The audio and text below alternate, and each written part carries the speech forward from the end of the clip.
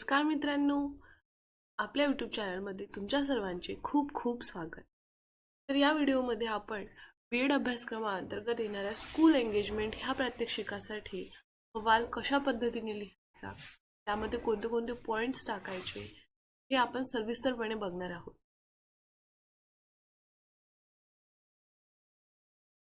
वर्ग वातावरण, अर्थसंकल्पना, पैलू. यामध्ये फर्स्ट पॉइंट आपण लिहू शकतो भौतिक, सामान्य वर्ग खोलीतील वातावरण व प्रकाश. या अंतर्गत आपल्याला वर्ग खोल्यांचं वर्णन करायचं आहे. अर्थातच हे आपण निरीक्षणातून करू शकतो.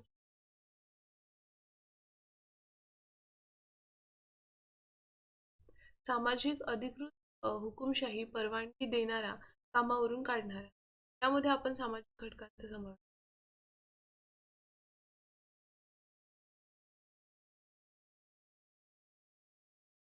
नंतर भावनिक दृष्टिकोनातून शिक्षकांची शृंखला व संघाचा हेतू, स्वतःचा मोठेपणा.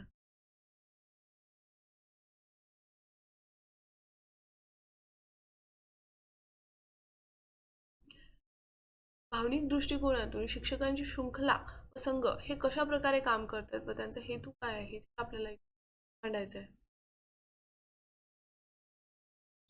त्यानंतर वर्गामध्ये लोकशाही वातावरण, सकारात्मक आणि लोकशाही वातावरण निर्मितीचे वैशिष्ट्य आणि वर्गामधील वातावरण कशा प्रकारचे आहे हे आपल्याला लिहायचं आहे व सकारात्मक आणि लोकशाही वातावरण कशा प्रकारे निर्माण केलेलं असतं, त्याचे कारण काय आहे ते आपल्याला लिहायचं आहे. अपेक्षा, नियम, दैनंदिनी. ह्यामध्ये संप्रेषण आणि अपेक्षित चर्चा आणि नियम. विद्यार्थी, शिक्षक किंवा मुख्याध्यापक, संस्थापक यांमध्ये संप्रेषण कशा प्रकारे आहे किंवा जे चर्चा असतात, नियम असतात हे पूर्णपणे फॉलो होतात का, केल्या जाते का, हे आपल्याला इथे लिहायचं आहे. तसंच सेकंड पॉइंट, दैनंदिन कार्यपद्धतीची स्थापना आणि अंमलबजावणी.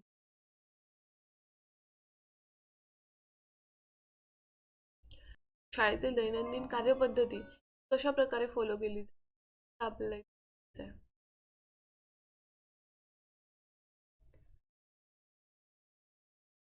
त्यानंतर विद्यार्थ्यांना मिळणारे सहकार्य आणि जबाबदार बनव. त्यासाठी शिक्षक कशा प्रकारे कार्य करतो, काय काय मेहनत घेतो, तेथील विद्यार्थ्यांचे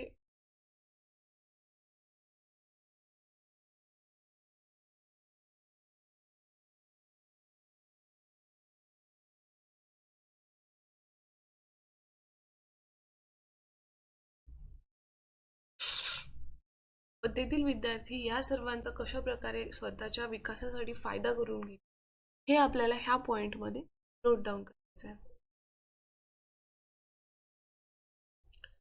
नंतर विद्यार्थ्यांच्या वार्षिक कार्याची नोंद आणि प्रेरक कार्य. विद्यार्थ्यांचे अॅन्युअल रिपोर्ट हे शिक्षकांना तयार करावे लागतात, तर त्याबद्दलची माहिती आहे. वर्ग संप्रेषण, बोलण्याचे कौशल्य वर्णनात्मक आणि निर्णयक्षम. शिक्षक आणि विद्यार्थी यांच्यामध्ये संप्रेषण कशा प्रकारे होत असते हे आपल्याला थोडक्यात लिहायचं आहे. नंतर ऐकण्याचे कौशल्य.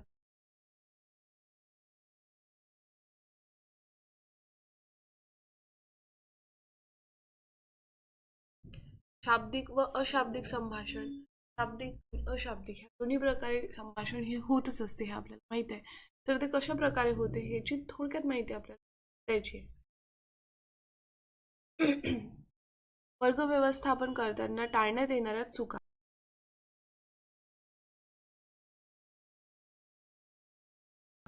कोणत्या चुका हे शिक्षकांकडून टाळल्या जातो किंवा कर्मचाऱ्यांकडून टाळल्या जातो हे आपल्याला इथे लिहायचं आहे.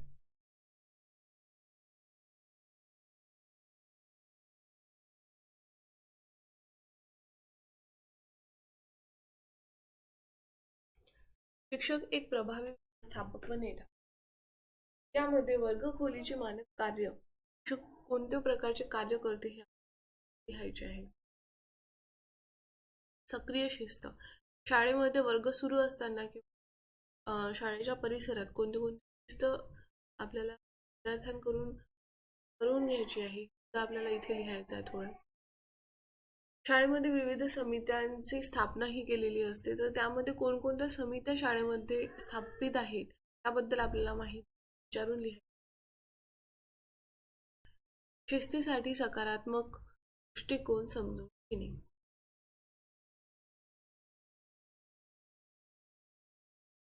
शासकीय कार्यवाही. तर आपण शेवटचा पॉइंट लिहिणार शाळेचा उद्देश. इथं शाळेचा उद्देश नेमका काय लिहायचा आहे. व अहवालाचा शेवट हा आपल्याला समारोपासोबत करायचा आहे.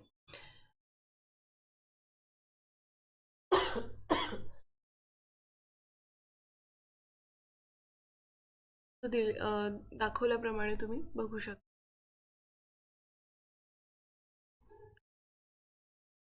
अशाच प्रकारच्या विविध BEd मधील व्हिडिओजसाठी आपल्या चॅनलला सबस्क्राईब करायला विसरू नका.